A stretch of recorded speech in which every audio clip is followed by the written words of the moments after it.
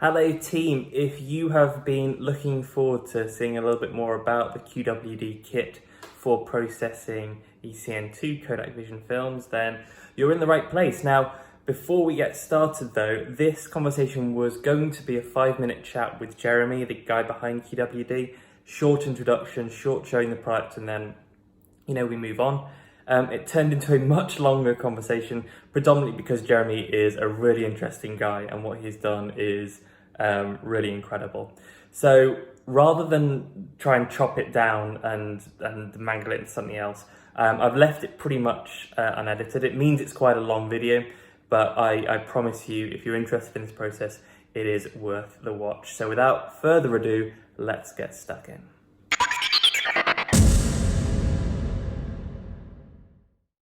Hello. Good evening, everybody. Welcome back to the channel. I'm Paul Mackay from Analogue Wonderland, and I am thrilled that today we are going to be talking to a very special guest about a very special range of products and a new way of shooting for some of you and a very old and familiar friend for others. So Jeremy from QWD is dialed in from America. Jeremy, how you doing, man? Doing well. How are you doing today? Yeah, very good. Thank you for waking up nice and early on a rainy day and joining us here. We're going to be talking about movie film for still photographers. Before we get into that and the brand and the products that you've created, what's your background, love of film? How have you ended up where you are today? Yeah, I think I have a pretty non-traditional background that definitely wasn't linear with film. Even as a child, I remember, my parents having point-and-shoot cameras and even disposables around. So that was my gateway. But somehow, I think I was like maybe 10, 11, maybe even younger. I convinced my parents to get me an SLR for Christmas. They had no idea what it was. I barely knew what it was, to be honest with you, but I knew it looked legitimate, So we went and got it, and it was a Canon Rebel G. And yeah, even the salesman Where did you see that? Like from a movie, a TV show, a friend? I don't know. I was always like not an odd kid, but I was always into like different. I was like, I think it was like ninth or 10th grade. I got into woodworking, and I got a 12-inch table saw. So I was definitely that kid doing like really big hobbies at a young age. And it was, I think it really kind of allowed me and gave me a jump start to do stuff like this and be brave and start a company and keep pushing. So yeah, it was definitely a learning experience for sure. But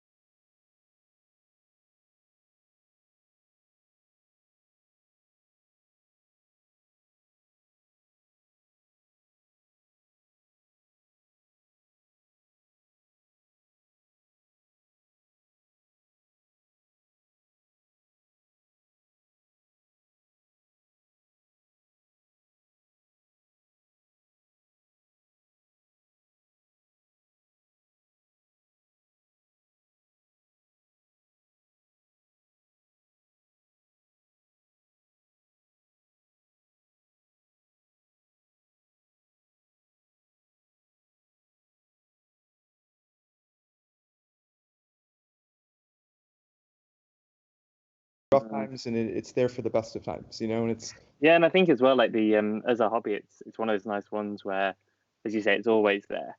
Like maybe you shoot 2 rolls a year or 200 rolls a year, it doesn't matter. But I can't remember the last time I didn't have a film camera eh, in my daily bag at some time or other. Like you don't always get it out, but it's always there. So that first SLR, do you still have it now?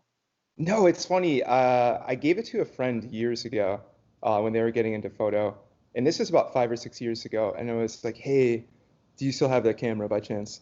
I think they had a lens, and I think they had given it to somebody. So they spent about a week trying to track down this camera because I just really sentimentally, I just really wanted it. And they're like, "No, I totally get it." So No, it's one of those things I look back and I was like, damn, I wish I still had. That's okay. It's out there somewhere, like Yeah, teaching new people the love of film and being passed on, passed on. exactly. So we're going to be talking today about your ECN2 kit, which has just arrived. I'm going to start to show it now. Get people all juicy and excited. The trick of ECN2 is obviously it is motion film, Kodak Vision film processed in these chemicals. So you were shooting still film, but you've also talked about the fact you're into video and into movie film, cinematographer. Is that your background then? Did you go into professional cinematography? Yeah, it's interesting. Like my background is business, which is nuts because it's also allowed me to understand, growth and sustainable growth and all the things in the back end with this company. But I really did away with it. I got into advertising. I owned a company for 4 years, and I was doing a lot of the strategy side and the business side. And then I was like, like I think I want to start writing copy. And then, I guess I wasn't half bad at it, but kind of started taking the role of creative director and director. And that's how I really learned even more. I guess you could say before that, I had a lot of friends that went to film school around the same time I was going to school. And what I found is I was actually just using their gear and resources from the school to go out and shoot my own projects. And that's when I kind of realized I was like, man, like you're really more art than you are business for sure.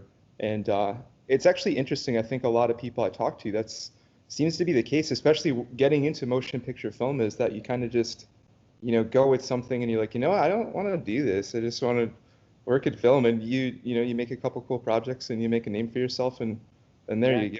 But yeah, it's interesting because, right around 2014, 2015, when digital really went away, and this is when film studios were no longer supporting projections of print movies, and everything switched to digital and digital projectors. So that was a pretty big blow. And obviously, you had cameras like the Red One and the Red Epic and the Alexa coming out, and it's cool because a lot of these early cameras had this really filmic look, even though it was digital.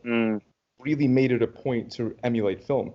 And then over the next decade or so, that idea went away completely. And myself and a lot of other people got pretty bored with digital. And we'd always kind of grown up shooting film, both motion and still, and cameras kind of start to bottom out in regards to cost. And now they're probably 4 times the cost than they were in 2015. So we invested pretty well and got some great gear and still acquire stuff. But yeah, we never really, film never really went away for us, and I think that important for QWD, and it's important for myself as an artist. But yeah, it's interesting that we recognize more than a lot of people at that time, with a lot of like colleagues that were shooting on digital, that film does require a lot of crew and time and effort and money.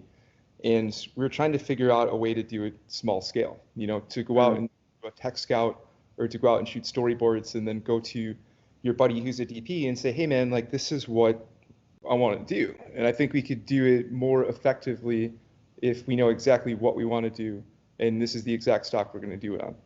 And we tried to do it. I remember getting my first short ends from a company that I've known for 10 years now.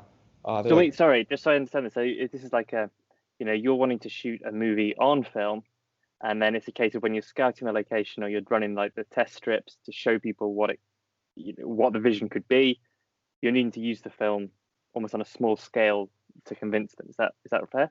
Yeah, and even so, like even now, if you were to go to a producer and say, I really want to shoot this on film, they're going to be like, number one, it's expensive. Number two, do you know how to shoot on film? So even for me, like the idea of using it for boards and the idea of using it for pitches, was also being used in tandem to just understand motion picture film that much more. And what was cool is that you can there was a whole summer where I literally tried to break motion picture film. I was doing 3-stop pushes. I was doing 3 stops over. I was doing 3 stops under.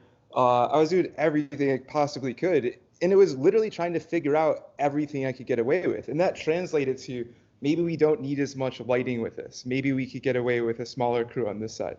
And it's nuts. It was one of the coolest summers ever, I'll be honest. But yeah, it just, Well, I don't know whether you saw the Kodak Eastman put out a brilliant press release slash ad. I think it was early this week I saw it. I don't know whether you saw it. That was basically like, hey, movie makers, in a time of COVID, have you thought about film? Because actually, when you then thinking about like the number of people who touch a camera on set, because you have then the specialist who can shoot film, you don't get everyone coming around trying to poke the buttons and all of this. And their pitch was basically, hey, not only will it look great, actually it's a pretty good COVID secure way of doing stuff. I'm like, I don't know if that works, but I love the idea. Okay, so you were shooting a lot and you were trying to stress test it, but then the development presumably was part of the problem, for making it affordable, making it easy for small scale production.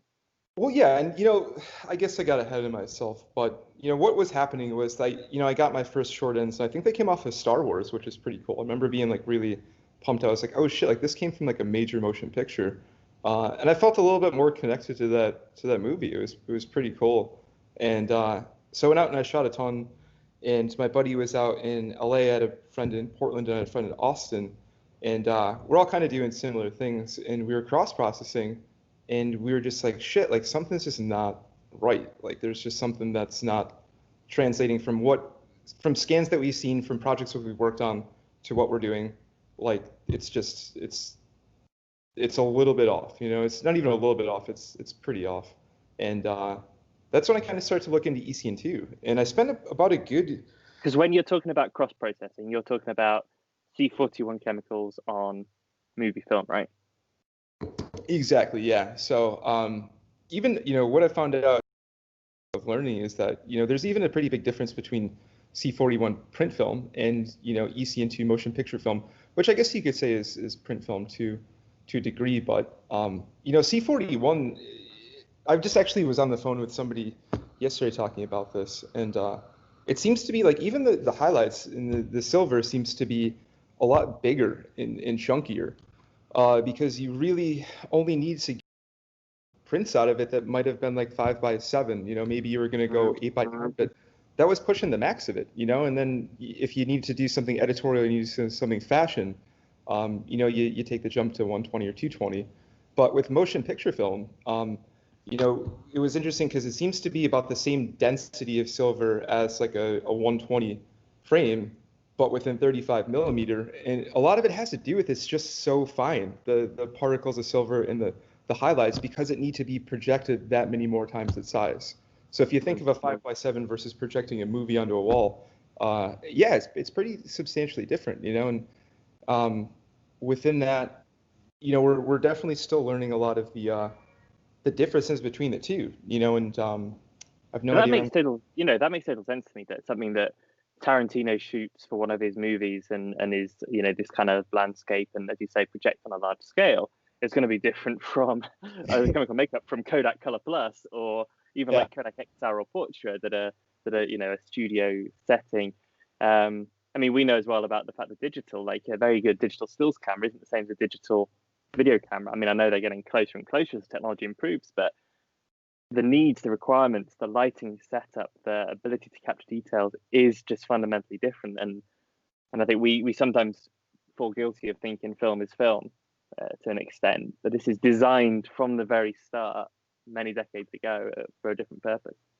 No, it's a good point too. And even one of our distributors up in Canada, he's obsessed with 50D because this is the first time that he's picked up a 35 millimeter camera in about 30 years, and he's a 120 guy. And what he found was he's scanning 50D with a medium format DSLR, and the resolving power of 50D 35 millimeter is about the same as 120, is what he's saying. And he's like, listen, like I'm old, and he's like, I don't have to lug around my RB. I could take out my F3 or my F6, and he's like, honestly, like for me to have seen everything in regards to photo until today, and to be excited to pick up 35 millimeter again, he's like, that's a huge thing for me. And to do it right and process it the right way, and that's the biggest thing too, is he's trying to shoot things that up in Alberta, and it's a really bright blue and white sky, and he's shooting things with high contrast, and he's like, I'm trying to blow the highlights out, and he's like, they will not go in. and somebody like that much older, that much more my senior, being like truly excited about something, I'm like, holy shit, like this is really rad, you know? I mean, I love it. So, as I say, we've got your box here. So this is ECN2 kit. This is the chemical kit for processing Kodak Vision film movies. And one of the points you say on the back, in fact, you say real chems, real colors, real people. And when we've talked before, you've said it here as well, the right colors are important to us. That color point comes back and back in a lot of the things that you guys are trying to do, right? Yeah, for sure. And I think a lot of still shooters were kind of like, oh well, we'll just cross process and it's okay. And on the still or the motion side, there was a lot of people who, with this kit, they're like, man, we've been waiting for like 15 years for something like this, because you get the one-to-one color reproduction. And I think on the motion side, it's very much so needed if you're going to try to truly learn what motion film is about. You can't get an approximation of something if you're cross-processing in a process that definitely can have shifts to a cyan level. It's the things that you don't necessarily retain your shadows and your highlights like you normally would, and that's the reasons that people shoot on motion picture film. And you hear about this latitude, and you hear about the colors, and it's like, for us, arguably, it's one of the most advanced and also one of the most beautiful film stocks made, all of them. And it's offered in tungsten balance too, which you never see. And it's like, if you're going to go that far to source the film and go out and shoot the film and find your talent to go out and do something, or, spend the gas money to go out and drive, and your time is money too. And it's like, why not just do it, the right way, and I think the more I think about it, it's just, we try to respect and value the art part of it, and say, hey, like, you put so much effort into this already, like, let us just help you finish this the way it should be if you choose to shoot on motion picture film. And I think one of the things I want to say, because I have no idea whether you and Cinestill are mortal enemies over this, because philosophically it almost feels like a slightly different approach. But I take a step back, actually, and I also think that maybe unfair, because obviously we know Cinestill is based on movie film. Remjet is removed beforehand. It's recommended you process in C41, although I'm guessing you could use ECN2 as well. And the colors that you get from their 50D and 800T are amazing, and I love them. Like 800T in particular, medium format, freaking amazing. Halation effects, beautiful, iconic photos for sure. I think what you're talking about is you're talking about a different piece, right? You're talking about almost a pure approach, and it's going to take longer to get a result, because I can shoot 800T in my 35mm camera, send it off to my local lab, and get results back pretty fast. Not many labs offer ECN2, and then this is the first kit that can do it. So up until now, that's been my only option of experiencing movie film. Is that fair? Have you shot Cinestill? I don't know whether you are mortal enemies. I'm just pushing you now. No, sure. We definitely know about each other. We've definitely, on social media and stuff, but we've actually never had time to kick it. But yeah, it's interesting. I think that my earlier experiences with cross processing just really kind of put me off towards anything in that vein. And I have a ton of respect for anybody that chooses to start a company now in film. I think it's definitely a brave move. And somebody like Cinestill, who's been, holding that down with a great following. But I think, like anything else, it's, you have a toolkit and there's a time and a place. Mm-hmm. Yeah. That's what a lot of, people we know on the motion picture side who are DPs and directors say, yeah, like I've definitely used it, and great, and it has a look, but I always need one look. Maybe you need the latitude to be able to go back and grade it in a lot of different ways. And I think like the purist approach, like I do appreciate, but it's funny, like we don't even really think about it like that. We just think about using really awesome film stocks that sadly have been underutilized due to the nature of how it has to be processed. And normally, even to get it through a linear processor, it might take a couple 100 feet of leader of just blank film, essentially, just to pull even 100 feet through it. And it's really costly and time consuming to do it. And that's really why the accessibility hasn't been there whatsoever. And I think to provide that option to people, And like I said, like these film stocks are just so advanced, and that's like what we're learning even more and more is just you don't really think of film stock and technology, but I can assure you that in regards to what's being offered right now, just due to the nature of it, you have big Hollywood budgets on the line, the biggest in the world, and you're damn well going to make sure that you have the best technology you can in these film stocks, and it's really impressive, and I think that, like I said, like going back to that, I think if you really fully want to utilize a film stock for what it is, then yeah, you have to go with the process that it was designed for, and that's. I think what the thing that's a very lovely balanced answer. I think that's totally fair. I think one of the first things you said actually is definitely what resonates, the fact of it being part of a toolkit, right? And just like I have an ongoing Twitter feud where we both, I think, deliberately play caricatures of ourselves with a guy called Sandeep about cross processing as an E6 and C41. I mean, really, both of us are really in the camp of do whatever you want, do whatever looks good, and actually, different people have different opinions on the final result, and also knowing how to do both is better than blindly following one path. And as you say, there are times for accessibility, there are times for using the chemicals that Eastman designed this film for, and everything in between. Okay, brilliant. Thank you so much. Would you mind then talking through briefly the history of QWD, the company behind it, and then let's talk a little bit about what's in the kit, because I know that a lot of people are very excited about getting their hands on this and having a play with it for sure. But QWD is your company. It sounds like it was an interesting place to get into from running an advertising agency and writing copy. Very shorthand, is this your first product? Do you do any other services? Where have you guys come from? Yeah, so this is actually my first product on a shelf. So, the all of the design leading up to it, and I'm actually really big into packaging and design and instructional design. And I'm the guy that gets excited when New York City unifies all their fonts and their subway charts and stuff like that. I love source design. Yeah.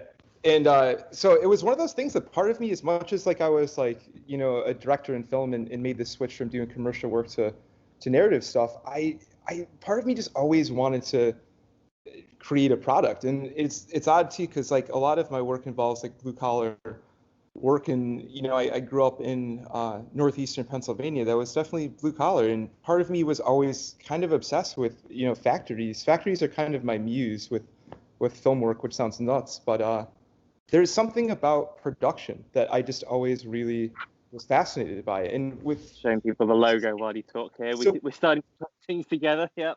We got called out on that because that's actually the Factory Records logo that Joy Division was signed to, and we're huge music fans. So we flipped it to the other side and put a color chart in there. And there's a forum, or there's a group on Facebook. It's called Cinematography Salon. And one of my buddies sent over, somebody's talking about QWD, and they're like, "Oh yeah, this is rad, we love it." And somebody's like, "This is just the Factory Records logo. Like, who do you think they are?" And you're like, it was a homage. Don't worry about it. Exactly. And I'm telling him, like, you have to say that, man. You got to let him know that we're just really big fans, But he's like, yeah, a bunch of cinematographers. Who would have ever figured they would figure out Joy Division in the record label logo? So I was like, exactly. Immediately. But yeah, it's the manufacturing side has always been fascinating, and I think I owe a lot to a lot of people, including my girlfriend. She was there for years through this when, I had a workspace and I was tearing through, all this Kodak literature and, almost going through, patents to a degree and going through a lot of things online. And, there was somebody named Ron Mowry who passed away on Faux Trio, and he was such a resource for everybody, but he was basically like the lead chemist engineer at Kodak for decades, and he was the gatekeeper to all this stuff and shared his knowledge as much as he could. And I learned a lot from him. I've learned a lot from the techs and the lab owners that I've worked with on motion picture projects. And I really hit this at a time when you would go online and you would be doing like a deep dive. I thought I broke my brain. I actually researched this for so long, and yeah, it was nuts because like now like I wrote a couple articles for Emulsive, and I think I figured out the process, and I really went back and I've spoke to Kodak, I've spoke to lab people, I've spoke to chemists, and even our co-packager in regards to chemicals. Now, he's like, you did a great job, and we took a process and we made it small scale, but within that, And I think that's the thing that's super impressive for me is that we talked about this. You sent me photos, but when it comes through, and it's this size, and it's all powder. So this is it's a small box, but there is a lot of powder in here, a lot of chemistry in here. But the way it is packaged, secure cardboard. There we go. I'm a fan as well of designing boxes. And the packets that you get, it is incredible that you have made it this able. And how many rolls of film can someone do with this box? Yeah, so we're getting around 16 rolls, which is pretty cool. I've even been told from people that it's even in regards to C41, you're starting to push the upper limits.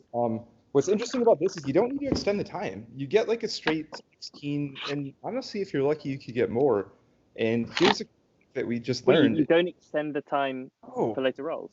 No, it's nuts. Like, I thought I was insane. And this is through like years of work trying to be like, I think I'm crazy because I don't need to extend the time.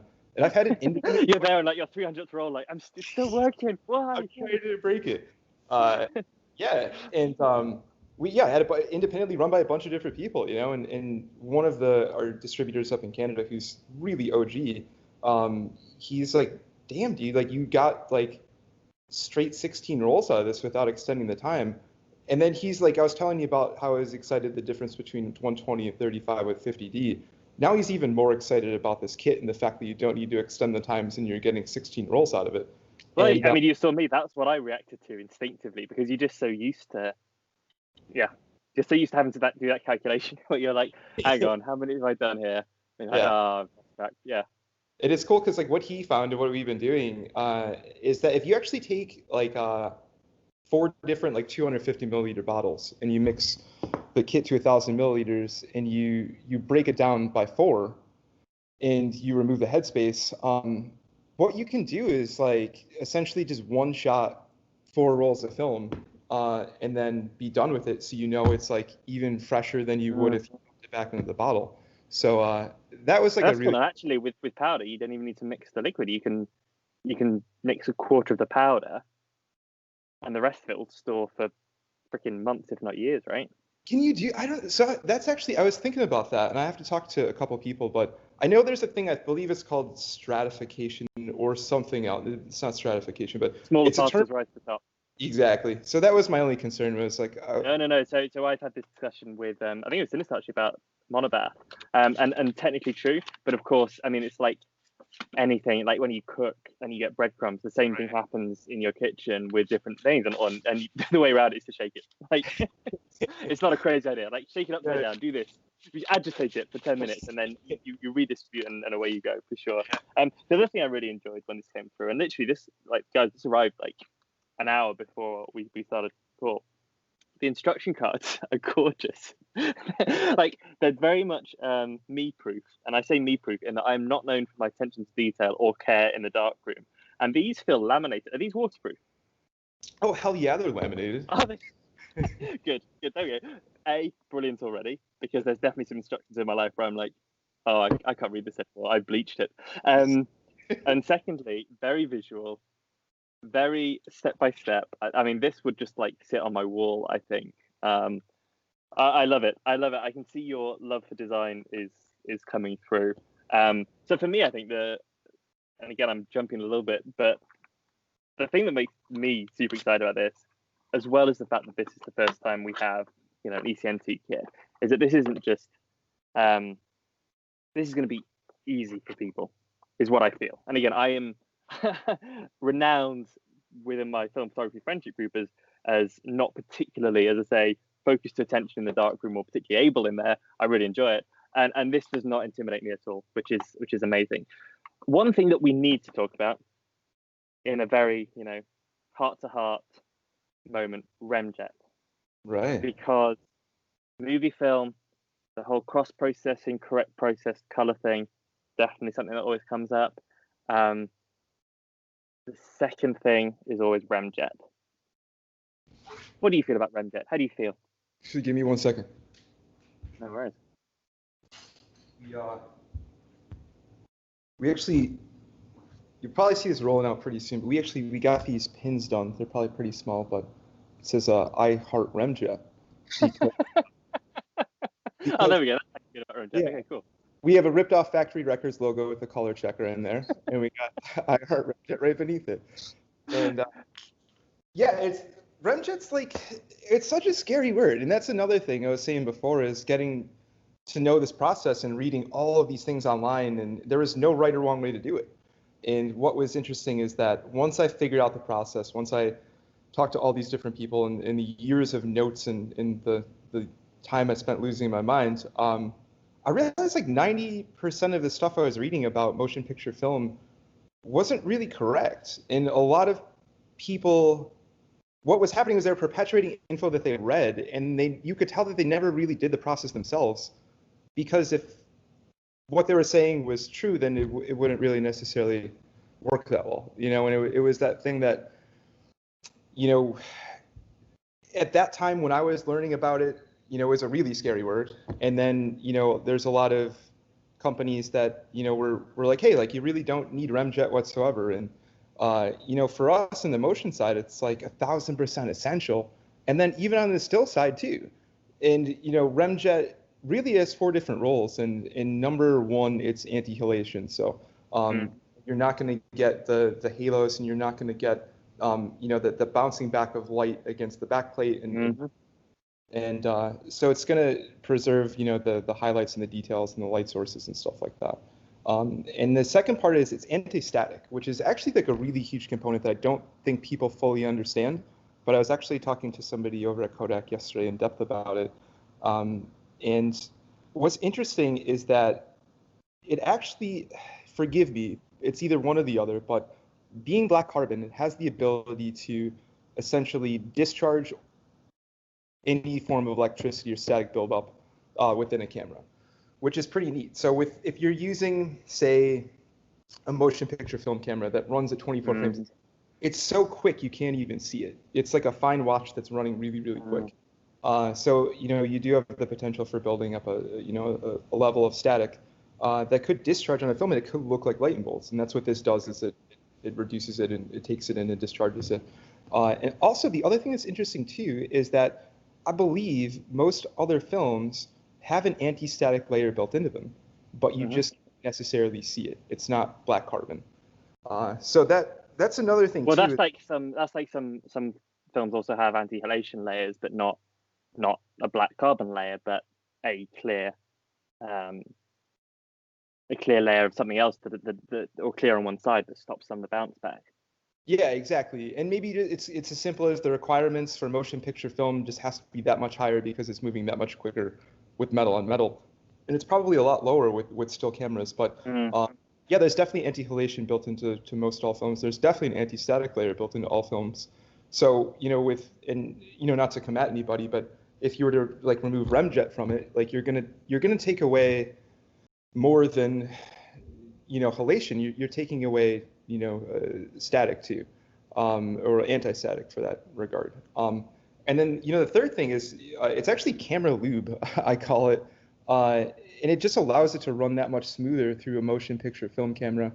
And there's one more talking point I forget on a Remjet, which I'm ashamed. So we've talked to this a couple of times with different people, like Mike Rasso from FPP. Yeah. He always made me laugh because when we talk about that with him, and we were talking, interviewing with a buddy who had bought a Remjet removal chemical, and Mike Rasso was like, "What are you talking about? You mean water in your fingers, man? Just get in there, stop whinging," which I always really liked. And then secondly, one of my friends in London, Hussein, who shot a lot of vision film and Remjet, I think he was talking about the fact that when it's bulk loaded on movie rolls, the fact that it has this Remjet blocks out light so that you can unload and reload these big reels in daylight rather than having to take them to a dark room and then come back. which I don't know if it's true, but it sounded very compelling. And I was like, yes, that's probably it. That's insane. I think. I think that that's. Yeah. Well, there's no way. So that's. It's just, I'll tell him. no worries. Start with that one. It's how you get a late. I mean, the thing is, it shoots right through it. So that's how you get like a latent image on shooting through the film base. Even though it's black carbon, it doesn't stop it is what it is. But yeah, if you're ever dealing with motion picture film on 400 or 1,000 foot reels, please always use a change intent or a dark bag. No, based on what Hussein says, I'm always just going to totally eyeball it. It'll be fine. You will mess up your film. Maybe he's talking about like daylight spools, which is a thing, and I guess it could potentially maybe mitigate the risk of saving like 2 or 3 feet or something like that. But so let's get through this. And so do you have remjet removal as part of the kit explicitly, or are you from the microasso use water in your fingers and stop complaining? Yeah, no, I just talked for 30 minutes about the right process, and we decided not to include pre-bath in this one. Yeah, we definitely have it included for sure. And I think that going back to the learning thing, there was a lot of different ways to go about it. And what we learned was that and this is even from labs and from Kodak Eastman, is that you really need to remove remjet in the first step. Not only the potential to contaminate your developer, not only do you have the potential to contaminate your film, but we've even heard a lot of things that it could, and we're trying to independently research it, exhaust your developer quicker. So you have pre-bath here, and this is the part, right? Yeah, that's the part, and it's super simple. I think people think it's this really scary thing, and it's actually the easiest part of the whole. Oh yes, here we go. 10 seconds. There we go. The green line is your pre-bath. Yeah. Away you go. Away you go. And you actually just pour it in, and then what happens is the remjet sticks to the film base still, and you pour the pre-bath back into the bottle. No remjet contamination in the pre-bath, pouring it back. And when you introduce water and you shake it up a little bit, it comes right out. So it's actually, I equate it to magic, because when you do it the first time, you see the color of black kind of come out, and you're like, whoa, like that actually works. Don't equate it. Say this is magic. This is a magic kit. Head only scared of remjet. This will magically make it disappear. Don't worry about it. It's been really a big combination of magic, quite honestly. We work with a magician who puts a lot of stuff into this. Okay. And obviously things like hard work and the design component is really important. That I'm a visual learner, so obviously that's reflective in it. But the fact that it has like a reassuring quality, and the fact that we support everybody on processing, and it's interesting. Like, we're finding non-traditional ways to even support people, and somebody will send us a DM, and we found out we could record messages, so we don't have to type things out. So it's cool because we just go back and forth with people on Instagram in regards to questions, and it takes 2 seconds for us, and it takes 2 seconds for them to reply back, and it's just like, it works beautifully. So I think a lot of this is I think the magic, if we're gonna go back to the magic part, is just doing things not necessarily differently, but bringing this into an era where we communicate differently, we take things in differently. We're working to get more educational content on our site so we could support people even more. And even going back to the design, something that you're excited to get, and there's almost little hints along the way that you're like, yo, you got this, man. And for us to give it that voice, and kind of be there every step of the way.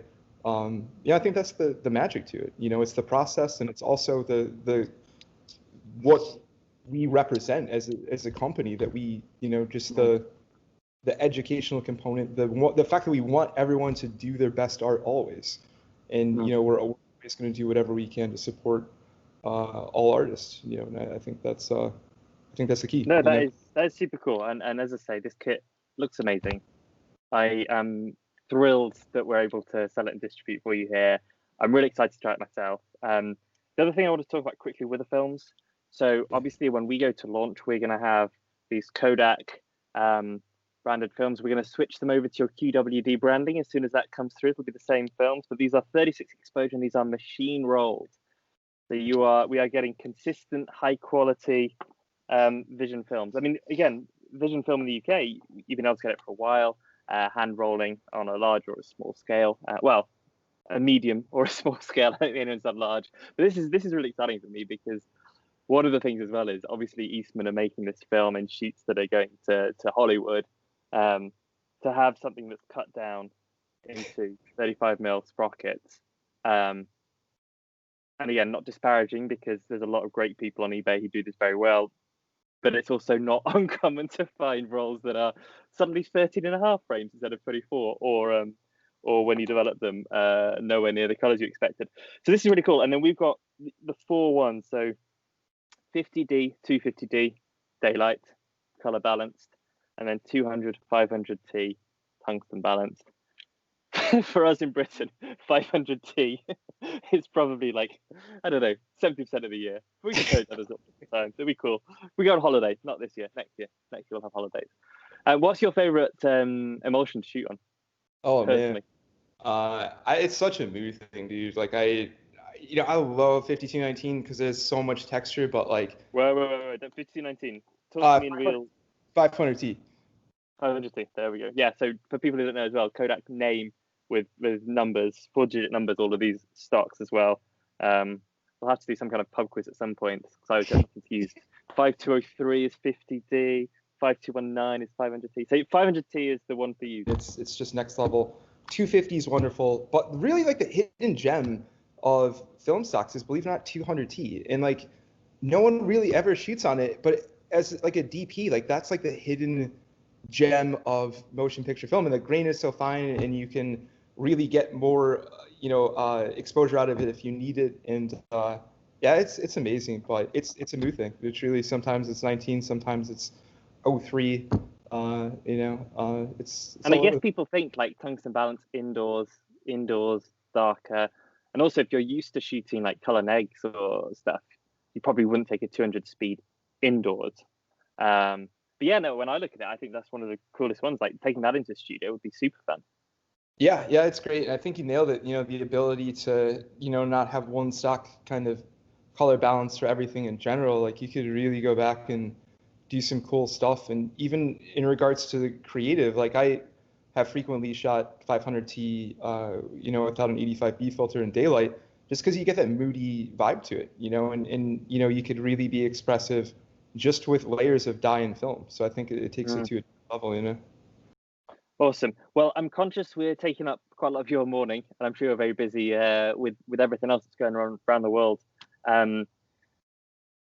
Is there anything that you wanted to talk about that we haven't covered as we've gone through? Anything for British, European film shooters that you wanted to say or wanted to make sure that you got across? Yeah, I think that first I wanted to talk about, the fact that we've grown a lot in the last 2 years, a tremendous amount. And, we kind of had to market accordingly, going back to the level we were able to produce. But with dealing with, a co-packer and even this film, we're very close to getting DX coded cassettes on a pretty large scale, which is going to be cool. That's awesome. Hopefully, fingers crossed. We're talking now to finish it.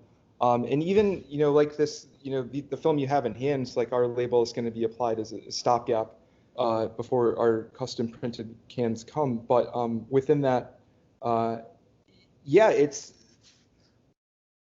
going to be awesome to see the next year or two. And I think that it's really going to be a level of exponential growth. And I think we took something that was an idea and we took it on a small scale, and we were hand rolling thousands of rolls of film, and we were doing it. It sucks. I'm not gonna lie to you, man. It sucks. And even my girlfriend, she even knows what she's like. Oh, 07 or 19, because she was rolling film for me for a while. Like it was film. And, hey, small family Robinsons, man. I've been there. I put my toddler packing boxes once. I'll be like a DP who has it doesn't have as much work with with COVID or something. Like, yo, you want to roll film, man? Like, I got something for you to do. But trying to get everybody. You have your grandmother rolling film. Not really. Yeah.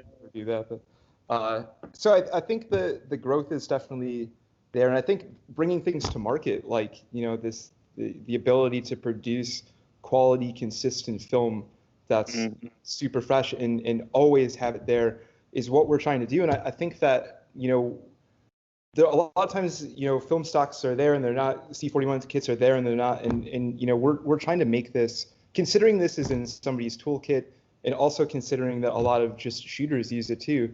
we just want to make it always available to the best of our ability. So that's the one thing we've been working on in the back end and been quite about was the supply chain side and the business side. And part of that has allowed us to, work with you, which we're so excited. By the way, when we were starting to look for distributors in the EU, everyone's like, "Yo, Analogue Wonderland, Analogue Wonderland." And then I was like talking to Kev, who works here, and I was like, "Yo, guess who just got back to us about this distributor thing?" And he's like, "No fucking way, not Analogue Wonderland." And I was like, "Yeah, dude." You're like, "No way." So it was That's cool. very kind. But That's very kind. I mean, what makes me laugh is those conversations which were a few months ago now. Like even from that point, you talked about the innovation. Like this isn't the same kit that was then. And I put out who was it, Bill Manning, Studio C41, review the videos on our website, like as a placeholder until we do our own shooting stuff here. And I'm looking at it, I'm like, hang on a minute, the fixer used to be liquid, the fixer's now powder. Like, it's so cool. Like, so for people, I'm sure this will be the first time that a lot of our UK shooters, our European shooters have heard about QWD.